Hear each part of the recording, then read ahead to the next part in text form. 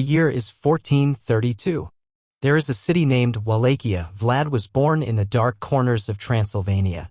Vlad III was not always a monster. He was once a boy, the son of Vlad II Drakel, a nobleman sworn to the Order of the Dragon.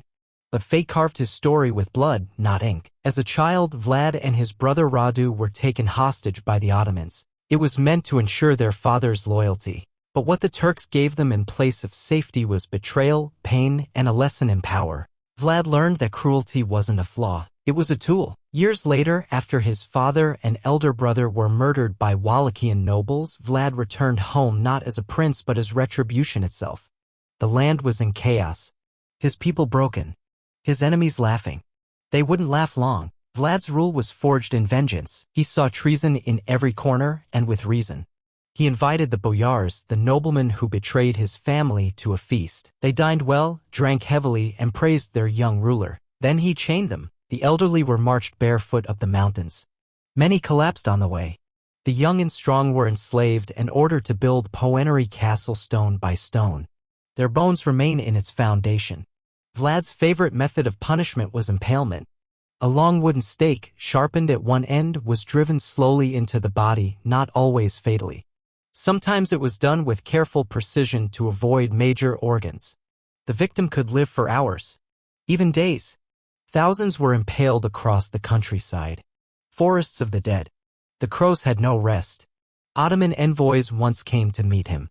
They refused to remove their turbans in his presence, out of respect for their tradition. Vlad respected it too.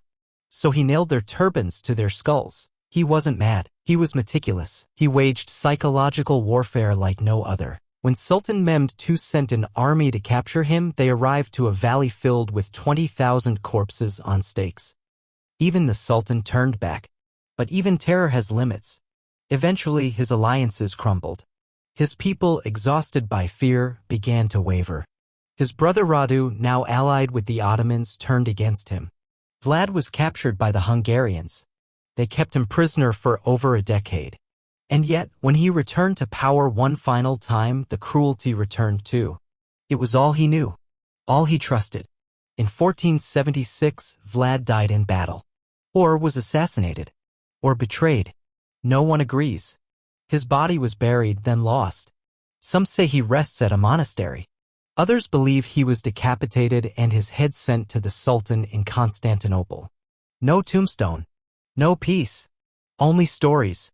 Vlad the Impaler ruled for only a few short years, but he cast a shadow centuries long. To some, he was a patriot who defended his land against invaders. To others, a tyrant whose cruelty was a sickness. But the truth? Truth hangs like the bodies he left behind. Numb. Silent. Open-eyed. Maybe he was both. A hero made of horror. A monster born of betrayal. He didn't drink blood. He didn't transform into a bat.